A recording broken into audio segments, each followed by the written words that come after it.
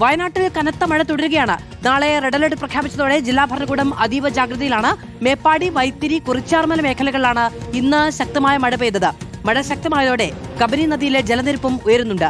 മണ്ണിടിച്ചിൽ, ഉരുൾപൊട്ടൽ, മലവെള്ളപ്പാച്ചിൽ സാധ്യതയുള്ള ഇടങ്ങളിലുള്ളവർ സുരക്ഷിത മേഖലകളിലേക്ക് മാറണമെന്ന് ജില്ലാ ഭരണകൂടം അറിയിച്ചു.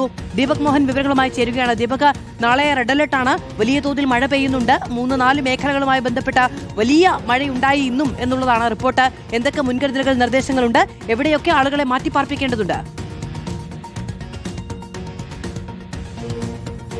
മധു, അതായത് വയനാട്ടിൽ ഇത്തവണ അല്പം വൈകിയാണ് കാലവർഷം എത്തിയതെങ്കിലും വലിയ ജാഗ്രതയിലും ഒപ്പം വലിയ മുൻകരുതലിലുമാണ് ജില്ലാ ഭരണകൂടമുള്ളത്.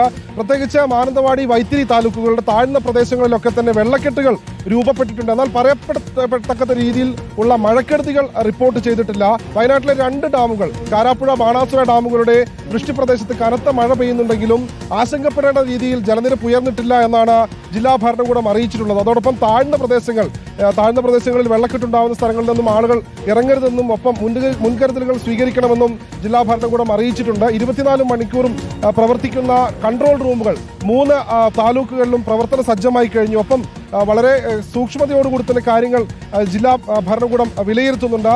പ്രത്യേകിച്ച് മാനന്തവാടി, വൈത്തിരി താലൂക്കുകളിലാണ് ഏറ്റവും അധികം മഴക്കെടുതികൾ രൂക്ഷമായിട്ടുണ്ടാകാറ്. അതുകൊണ്ട് തന്നെ ആ മേഖലകളിൽ വലിയ മുൻകരുതൽ ജില്ലാ ഭരണകൂടം ഏർപ്പെടുത്തിയിട്ടുണ്ട്. അതോടൊപ്പം പ്രധാനപ്പെട്ട ട്രക്കിംഗ് ഏരിയകൾ, ബ്രഹ്മഗിരി, ചെമ്പ്ര പീക്ക് പോലുള്ള പ്രധാന മേഖലകളിലേക്കുള്ള ട്രക്കിംഗ് കേന്ദ്രങ്ങളിലേക്കുള്ള പ്രവേശനം ഇനി വരും ദിവസങ്ങളിൽ ജില്ലാ ഭരണകൂടം നിരോധിക്കും. അതനുസരിച്ച് ആ മേഖലകളിലേക്കൊക്കെ യാത്ര ചെയ്യുന്നത് ബുദ്ധിമുട്ടാവും. നമുക്ക് ഈ മേഖലയിൽ കാണാം, ഇത് കബനി നദിയാണ്. ഇവിടെ ഇപ്പോൾ ജലനിരപ്പ് ഉയർന്നു കഴിഞ്ഞു. പക്ഷേ പറയത്തക്ക രീതിയിൽ വലിയ മഴക്കെടുതികളൊന്നും ഉണ്ടായിട്ടില്ല. ഈ പ്രദേശത്തൊക്കെ തന്നെയുള്ള ആളുകൾ സ്ഥിരമായി ഉപയോഗിക്കുന്ന ഒരു ചെക്ക് ഡാമാണ്.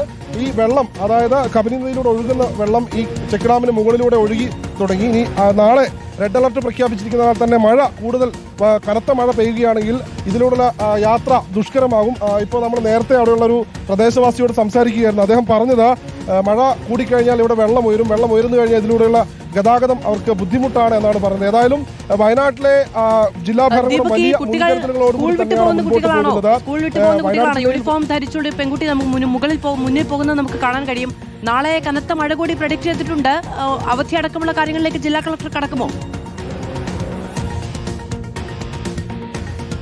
മധു, അതായത് അതിതീവ്ര മഴ പെയ്യുകയാണെങ്കിൽ ഒരുപക്ഷെ അവധി പോലുള്ള കാര്യങ്ങളിലേക്ക് ജില്ലാ ഭരണകൂടം കടക്കുമെന്ന് തന്നെ പറയാം. കാരണം മുൻപൊക്കെ തന്നെ മഴക്കെടുതികളിൽ വലിയ ദുരന്തങ്ങളൊക്കെ ഉണ്ടായ സ്ഥലമാണ് വയനാട്. പ്രത്യേകിച്ച് ചൂരൽമല, മുണ്ടക്കൈ പോലുള്ള ഉരുൾപൊട്ടൽ ദുരന്തം ഉണ്ടായ സ്ഥലമായതുകൊണ്ട് തന്നെ ജില്ലാ ഭരണകൂടം വലിയ ജാഗ്രതയോടുകൂടിയാണ് കാര്യങ്ങൾ നിരീക്ഷിക്കുന്നത്. ഈ കഴിഞ്ഞ ദിവസം, അതായത് ഇന്നും ഇന്നലെയുമൊക്കെയായി ഏറ്റവും അധികം മഴ ലഭിച്ചത് വൈത്തിരി, കുറിച്ചാർമല, മുണ്ടക്കൈ, ചൂരൽമല തുടങ്ങിയ മേഖലകളിലൊക്കെയാണ്. വയനാടിന്റെ വടക്കേ വയനാട് മേഖലകളിലേക്ക് കനത്ത മഴ ഉണ്ടാകുന്നതേ ഉള്ളൂ.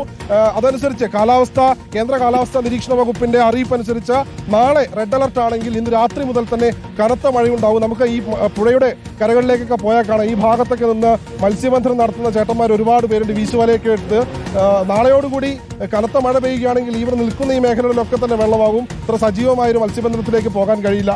ഒപ്പം ജില്ലാ ഭരണകൂടം അറിയിച്ചത് താഴ്ന്ന പ്രദേശങ്ങളിലും അതേപോലെ തന്നെ ഈ ജലാശയങ്ങളിലും പുഴകളിലുമൊക്കെ ജലനിരപ്പ് ഉയർന്നതുകൊണ്ട് ആ പ്രദേശങ്ങളിലുള്ള ആളുകൾ ജാഗ്രത പാലിക്കണം. താഴ്ന്ന പ്രദേശങ്ങളിലുള്ളവർ ജാഗ്രത പാലിക്കണം. മലയോര മേഖലകളിലേക്കുള്ള യാത്രകൾ നിയന്ത്രിക്കണം എന്നുള്ള കാര്യങ്ങളിലൊക്കെ തന്നെ ജില്ലാ ഭരണകൂടം വലിയ നിയന്ത്രണങ്ങൾ ഏർപ്പെടുത്തും വരും ദിവസങ്ങളിൽ. ഒപ്പം എപ്പോഴും സജീവമായി തന്നെ ഉണ്ടാകുന്ന 24 മണിക്കൂറും സജീവമായി തന്നെ ദുരന്ത നിവാരണ അതോറിറ്റിയുടെ കീഴിലുണ്ടാകുന്ന NDRF സംഘവും വയനാട്ടിലേക്ക് എത്തും.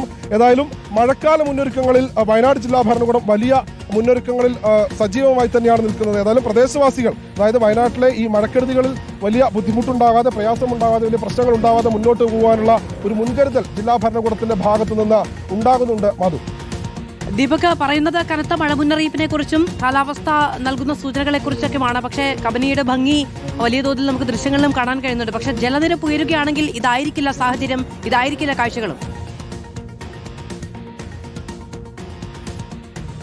തീർച്ചയായും മധു, അതായത് ബാണാസുര സാഗർ ഡാമിൽ നിന്ന് ഉത്ഭവിക്കുന്ന ഈ നദി പോകുന്ന താഴ്ന്ന മേഖലകൾ, അതായത് ചേരിയൻകൊല്ലി, പനമരം തുടങ്ങിയ പ്രദേശങ്ങളിലൊക്കെ തന്നെ ഏറ്റവും എളുപ്പത്തിൽ, ഏറ്റവും പെട്ടെന്ന് തന്നെ വെള്ളക്കെട്ട് രൂക്ഷമാകുന്ന മേഖലകളാണ്. അതുകൊണ്ടാണ് ആ മേഖലകളിലൊക്കെ തന്നെ ജില്ലാ ദുരന്ത നിവാരണ അതോറിറ്റി വളരെ കാര്യമായി തന്നെ സൂക്ഷ്മമായി തന്നെ നിരീക്ഷണം നടത്തുന്നത്.